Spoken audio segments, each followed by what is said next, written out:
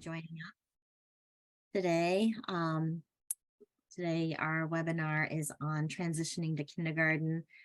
So again, we'll be talking about those kiddos that are transitioning from preschool into the public school system, and how that impacts what the changes are that happen for special education students when they transfer from when they move from preschool to public school and kindergarten.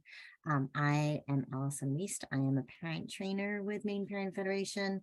I've been with Maine Parent since 2017, initially as a family support navigator, and then more recently in the past couple of years as a parent trainer. Additionally, I am a parent. All of us at Maine Parent Federation have lived experience. So I am also the mother of an 11-year-old boy with an autism diagnosis. So I've navigated these systems, and I have been through this very same experience of transitioning from preschool to kindergarten. So that's a little bit about me, and I'll turn it over to my colleague Dylan to introduce himself.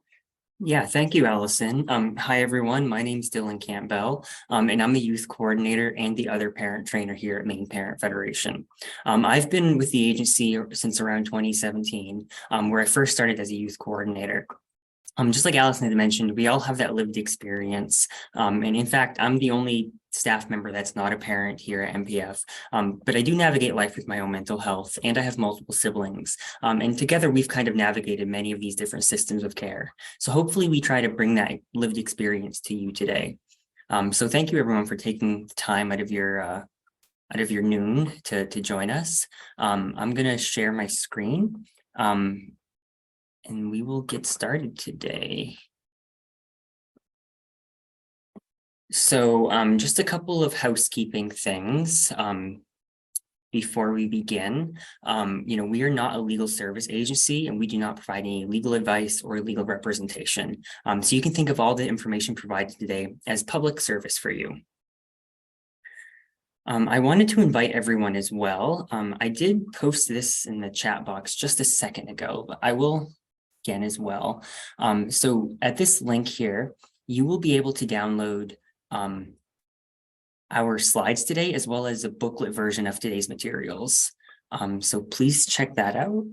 Follow along if you are interested there. Likewise, please let me know if there's any issues accessing those materials, and I'd be happy to troubleshoot after today's webinar. So let's kind of dive in. So we're going to take a look at exploring the impact of transitioning to a new school. And then we're going to spend some time focusing on how to prepare and what to expect, and then adjusting to the transition and preparing for your child. Towards the end, we'll take some time for questions, and I have a few resources that I'm going to share with you folks today as well. We are in a webinar format, and I really want to encourage as much participation as possible. So feel free to use the chat box, as much as you feel comfortable.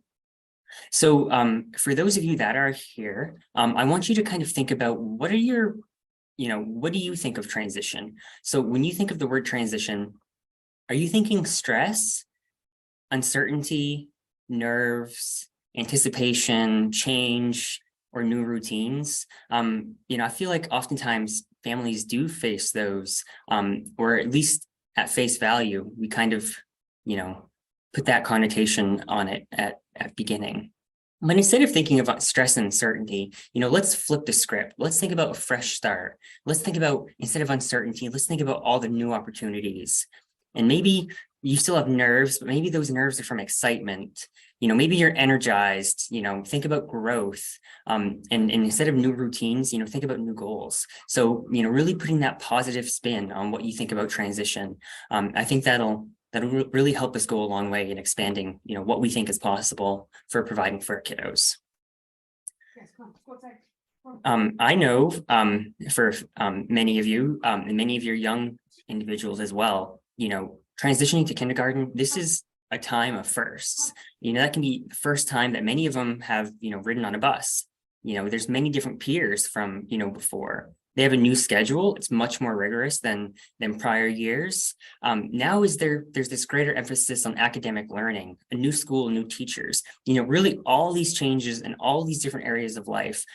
It can be, sometimes stressful for a child. So really trying to think about how we can navigate these different areas together. Do you have anything to add to that piece, Allison? No, sorry, Dylan, I was answering the answering the chat box. No, I mean, I do think it's a time, as I mentioned before, I've been through transition from preschool to kindergarten with my son, and it definitely can feel overwhelming and stressful for families. Again, there's a lot of new things that are happening.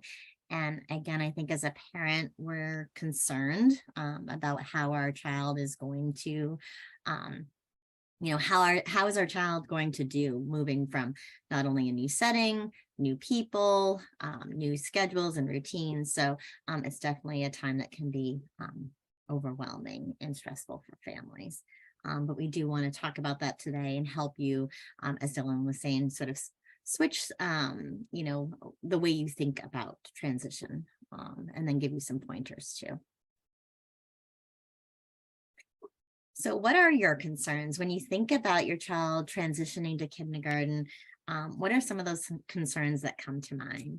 And again, this is where you can take an opportunity to put your your thoughts in the chat box. Hopefully we will cover all of that as we go through this training. If there is something that you're concerned about that we don't address, we'll make sure that we address that at the end. So please feel free to use the chat box. Dylan, there was a message about the chat box being disabled. Are we all set now? Yes, I believe we are all set. So Thanks. hopefully that works for folks. Yes, it's working. So yes, new bus, transition to a new school, all of it is overwhelming. The emotional response, absolutely. And we're going to talk about that again, sort of how to prepare our kiddo for that, for those changes.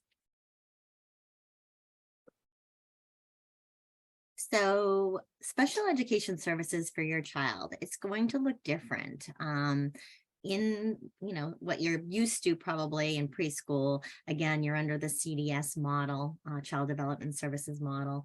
And in the preschool setting, students qualify for special education services based upon their disability or a developmental delay diagnosis.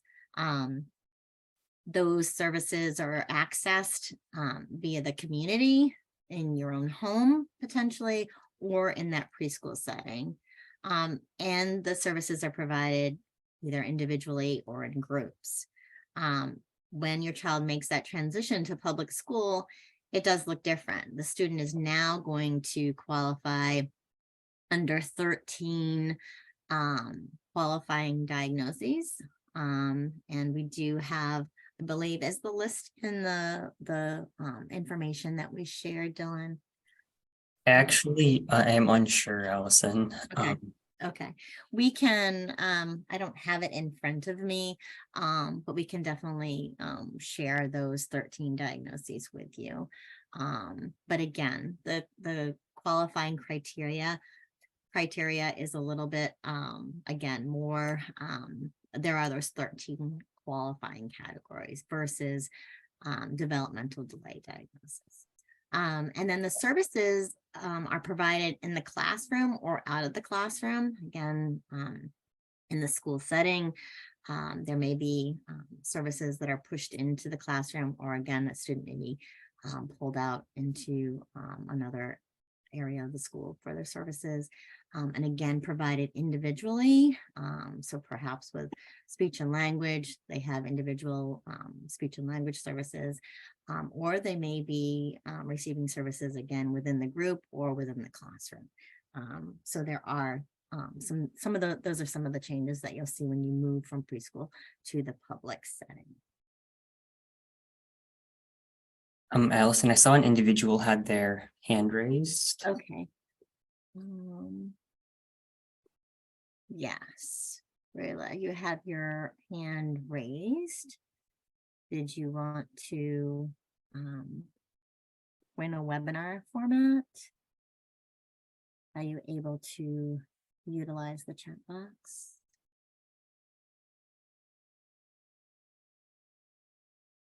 I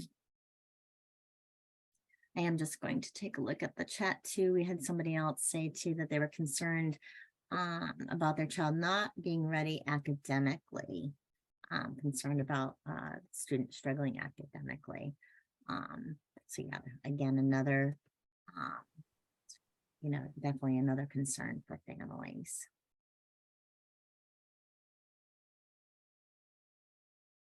Well, and I think you can go to the next slide and we can, again, please feel free to use the chat box. We are in the webinar format.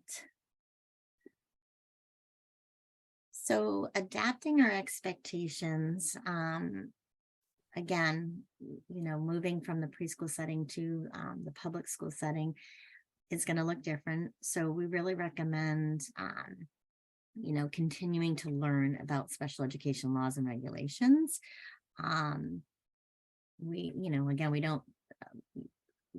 We're available to sort of help you do that. There's a lot of language and terminology that's really overwhelming for families.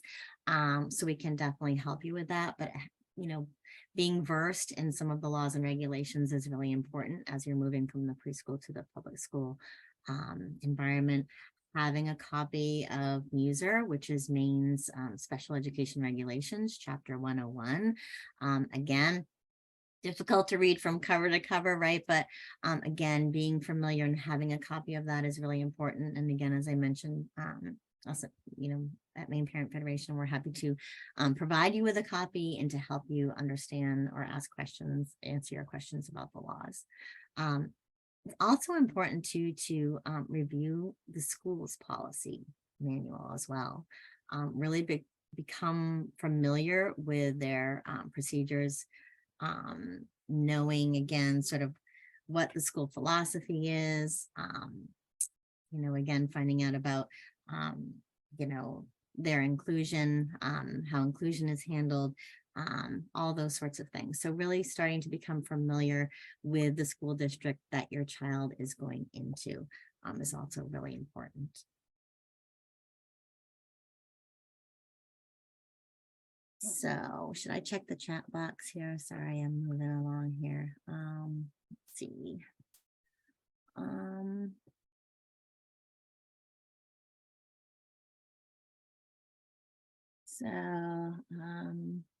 How can we work? Waiting on the teacher to respond to questions. Not sure how to. Thank you. Okay, great. Thanks, Dylan. So what role does CDS or Children's Developmental Services play in that Transition IEP meeting? Again, so CDS is going to be sort of passing the baton on to the public school system. So, and then how the process works is in the spring, CDS will contact the local school and then schedule that first transition meeting. Again, ranging from April 1st to June 15th, those meetings start to get scheduled. And again, it's CDS who really is responsible for the specifics and logistics of that. CDS staff will notify parents and providers of the meeting, when the meeting is, and all of those specifics. So again, CDS will be coordinating that and passing the baton to the local school district. CDS is also responsible for providing that current IEP that the student is receiving their services under. So they will provide that. They will also provide any recent evaluations and assessments. And that would include, an example like a neuropsych evaluation. So again, CDS providing the current IEP that the student is under, and then also the evaluations and the assessments. And then at that point, the school can also decide if they need any sort of additional assessments or evaluations as well. A lot happening in the chat box here. I know it's always great. The chat box is half the appreciate it. presentation. I always feel feel like it looks like you've got it covered, Dylan, so. I think there's one question there, Allison, if you Okay, want. yes, I'll handle that one while you take the reins.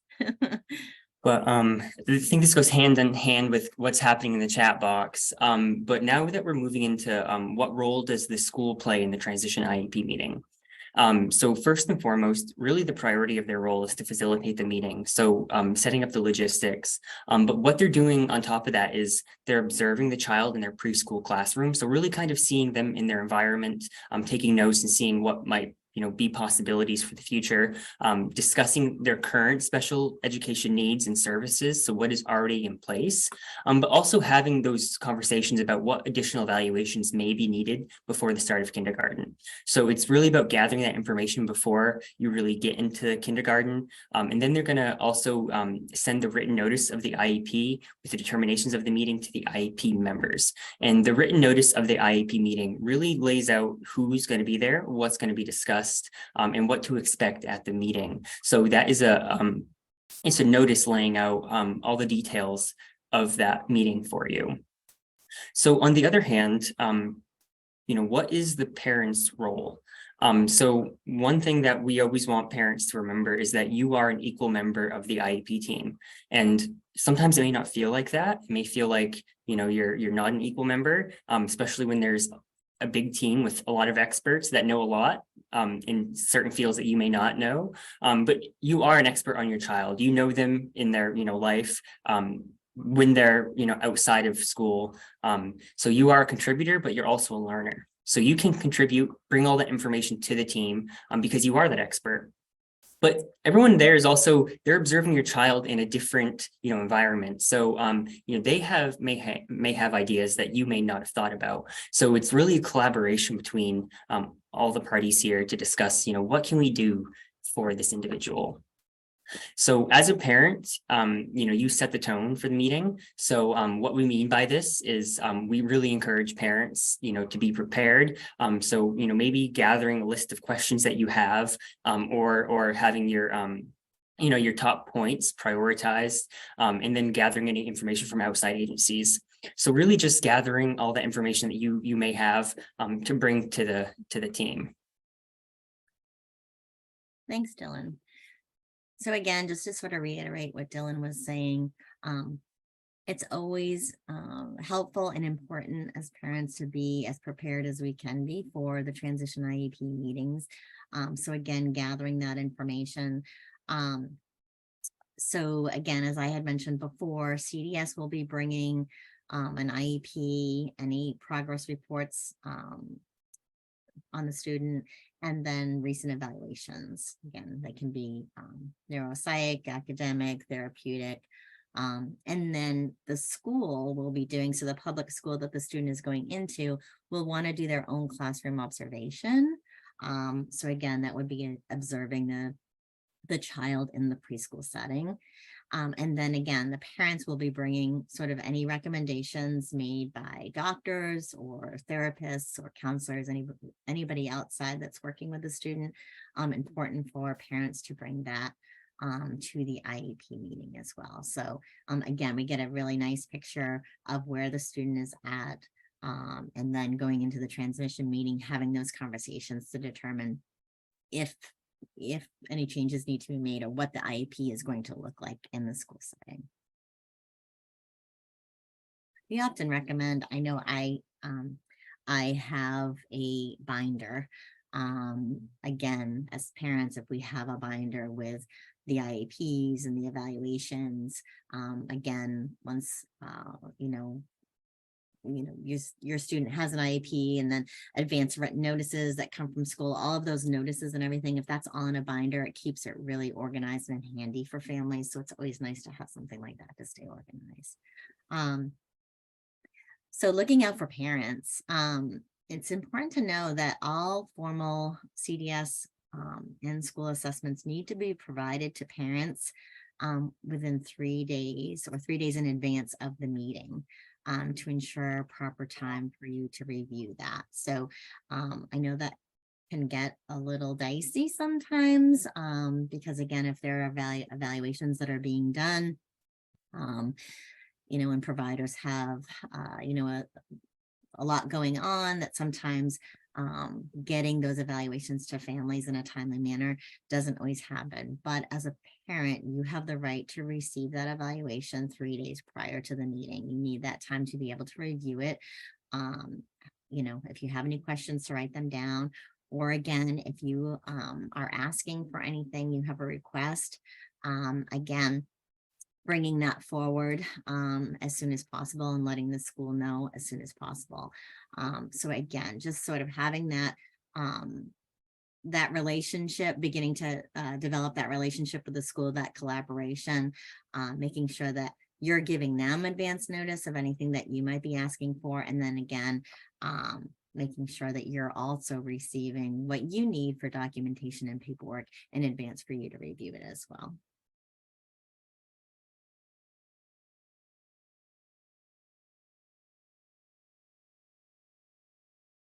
So again, as we're thinking about preparing for that Transition IEP meeting, some of the team members, again, it can be overwhelming, I think, for families sitting around a table with a lot of, professionals and educators. There will be familiar people around the table. So if the CDS case manager will be there, preschool teacher, therapists that are currently working with the student. There will also be representation from the school district as well. So the school case manager will be there, the school special education administrator, could be an instructional strategist, the person that's responsible for the funding for special education. So there will be a lot of people sitting around the table. And again, it's just really important to, again, know that you are a vital part of the IEP team. And even though it might seem overwhelming sitting at the table, that you know your child best, and you are a vital part of that meeting and that team as well.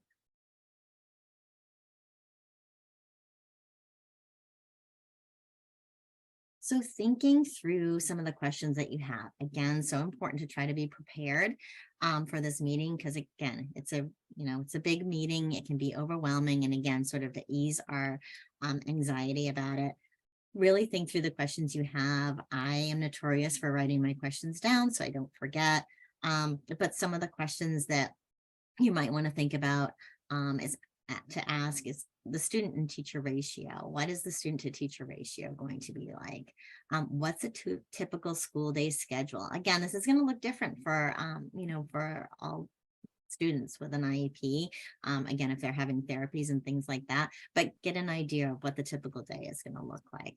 Ask for a tour of the school. So important for you and for the child to have that opportunity to really tour the school, see what their new environment is going to look like, and then asking to meet with staff, including ed techs or paraprofessionals. Again, just to sort of help ease your anxiety or your child's anxiety about what this new environment and new people and, again, new school day is going to look like.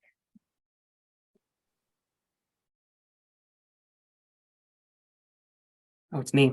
I spent a long time trying to answer this one question in the questions box. But I'll try to come back to it after this round. But what can we expect at these meetings? So really these meetings are, like I mentioned just a moment ago, it's really a collaboration between all the parties there. So it's, the school, CDSU, and you're really trying to, gather what is best for your individual. So, you may determine what are the appropriate services for your child. So that may be, in certain cases, that may be therapies. So like occupational therapy, which is like motor skills, physical therapy, or something like speech therapy. So if any of those might fit for your child, maybe discussing what would it take to get those services in place. Also discussing whether your individual might need specially designed instruction. And specially designed instruction is, it really is the modification or the adjustment of the curriculum. So it's the changing of what we're teaching to be able to meet the needs of the individual. So it's maybe discussing whether we need to modify the curriculum for our individual. There's also discussing, what is your child's least restrictive environment? So where do they, most succeed? What are all the factors that go into their success, whether that's, what is being taught, where is it being taught, what time of day are we talking about this? So identifying those factors for your individual, and keep in mind that's going to be different for each person. And that least restrictive environment, that'll change throughout the day as well, depending on the subject or the topic. So really having those deep conversations, but also looking into additional paraprofessional or ed tech support. So if that's a possibility, and then also learning and knowing about extended school year services. And extended school year services are additional days throughout the summer that really try to help against regression. I'm sorry, I was getting my words mixed up there for a second. So you're really discussing, what can we put in place, but you're also determining, what are we reaching for? What are the goals? So, those goals can be in academic, social and emotional, so how to manage emotions and with social situations, but it can also be functional developmental goals. So, motor skills, those milestones, as well as behavioral. And if your individual is in any of those therapies mentioned before, you can also have goals around occupational therapy, physical therapy, or speech therapy. So really determining what are we reaching for and having those discussions here at the meeting. I'm going to spend a few moments on this slide a bit, but accommodations are, really changing the environment to allow access to the general curriculum. So accommodations are different than specially designed instruction. So that specially designed instruction, like I mentioned, that's the changing of the curriculum. Accommodations do not modify or change the curriculum. So you can think of these as the environmental factors that you can change to make the education more inclusive. So this could be, sensory items that you're trying to seek out or avoid. So maybe having certain items in the classroom is either positive or negative.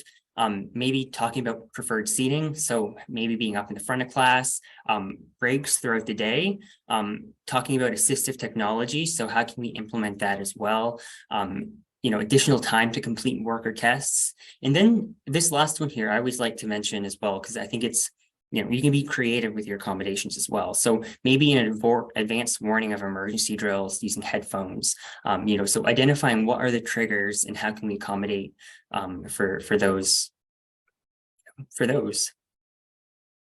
So additionally, for those individuals that are born in the later half of the year, so born between July 1st and December 15th, but also have an active IEP as of December 1st, those individuals may be able to continue receiving services through CDS for an additional year.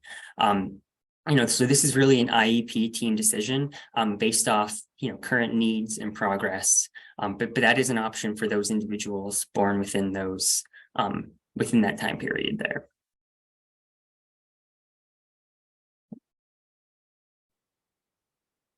Way back to me. Thanks, Dylan. So adjusting to transition, and we kind of talked about this in the beginning. Again, we're looking at the chat box. I think it sort of reiterates what we were talking about, but again, it is a big change. And so as parents, we're concerned about how well our child is going to adjust to, again, the new routines, the new people that are working with them, the new setting. So important to have communication, right? And it is going to feel different. Communication in kindergarten feels much different than communication with the preschool. At the preschool, you're probably going to have more face-to-face or just more communication in the preschool setting. I remember, again, when my son was in preschool, I was picking him up and dropping him off. And so I would see the staff on a daily basis. That's probably not going to be the case in the public school system, depending on the situation, especially if a child is taking the school bus. So things like that. So figuring out what works for your family and for the teacher. So coming up with a way of communication is really important. So setting up some sort of homeschool communication log. My son, again, it's a notebook that goes back and forth. It's in his backpack. The school writes, a note to me each day. I write a note to them in the morning. So however it works for you, just making sure that you set something up, and then keeping record of everything. That's why I mentioned the binder as well, just keeping a record of communication. So if you're sending emails, if it's, emails or phone calls or whatever that looks like, again, keeping a log of all that. When was it that you talked to the teacher? Who was it that you talked to?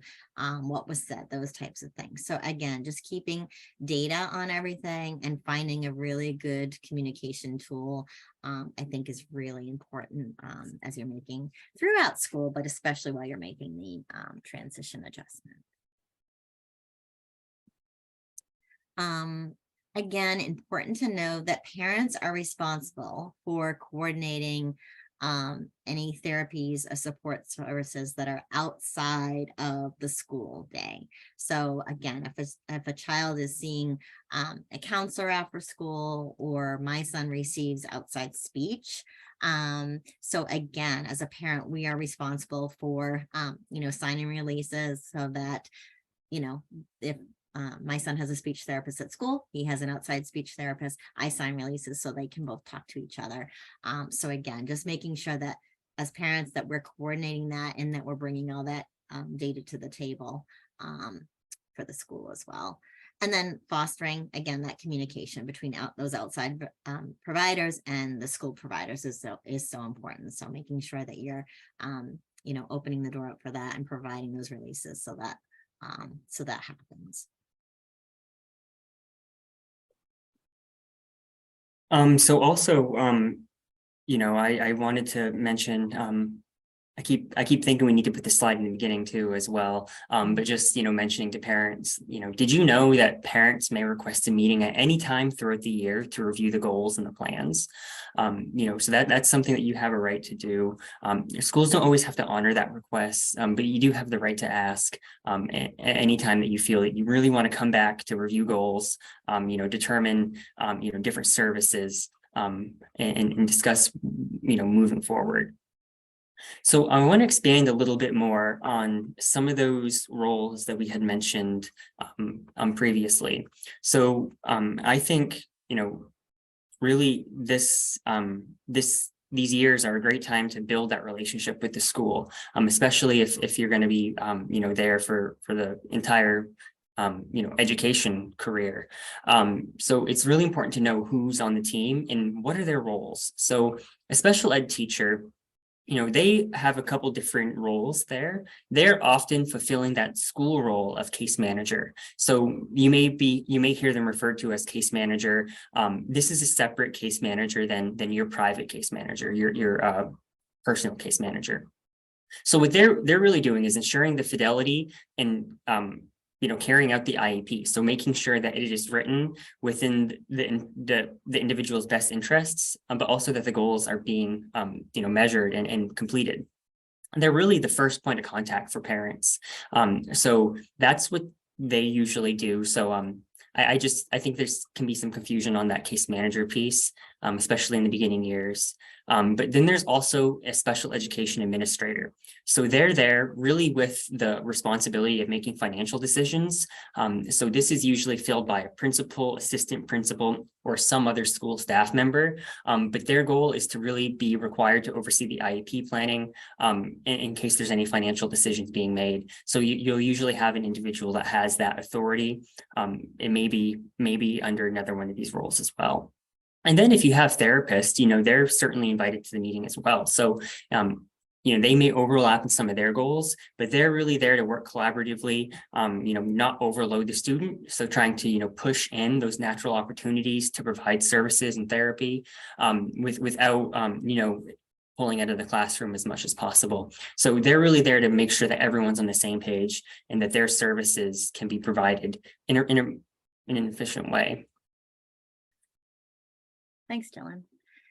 So how do we prepare our kiddos? Again, it's a time of transition and we want that to be as positive as possible, right? So I think our kiddos feed off of us. They, again, if we're excited about something, then they're more apt to be excited about it. So really express your excitement about this upcoming change. So I know in the beginning, we sort of talked about, stress, and how we can change our thought process about that. So again, looking at it as new beginnings and growth and excitement and all of that. So if we share that with our kiddos, they're more apt to feel that way as well. And then again, so important to take them for a tour of the building or even practice the routines of this new schedule. So just getting them as familiar as possible with the school. If you can schedule a tour of the school and meet people, that's great. Or even going to the school. I remember with my son going to the school, we played on the playground. So even just playing on the playground. So again, just getting familiarized with all of that. Participate in town rec programs. So again, if there's certain activities that are going on or community programs that are going on in the town that the school where the student's going to be going, getting involved in those opportunities to meet other families, to meet other kiddos is always helpful as well. And again, trying to find opportunities to meet staff is so important. Keep steady expectation and rules at home that sort of echo those at school. Again, I think it can be, challenging going from preschool to the public school. So again, the day is going to look different. The times are going to be different. The expectations might be a little bit different. So the more that we can support and have sort of clear, steady expectations at home as well, that will also help. Creating a social story about attending a new school, so important. I do social stories all the time with my son for anything new that's going on with him.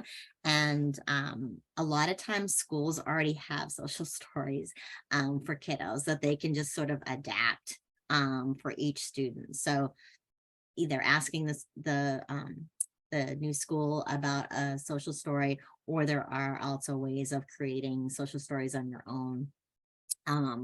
But again, I just think that for my son, it's been super helpful.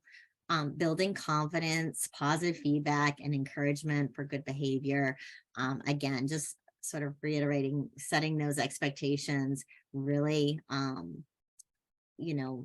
encouraging our child and giving them praise and all of that. So again, that they are really feeling good about going to school and some of these new expectations. And then encouraging our child to ask questions. Again, we say this, obviously having those conversations with your kiddo is important to help them prepare if they have questions and sort of easing their anxiety, but also for kiddos that are nonverbal. I think it's important to mention that because there are kiddos that are nonverbal, and how do we know how they're feeling about changes? So again, as parents, I think paying attention to your nonverbal kiddo who maybe is having a new behavior or something like that. And then as parents, finding out what the root cause of that is. So again, just anything that we can do to sort of help ease any concerns or anxiety for our kiddos, and making it as positive as possible is really important.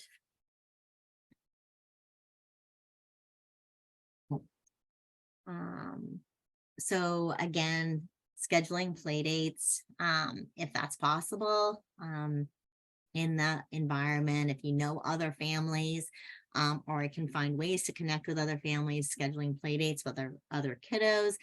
I know sometimes that can be challenging.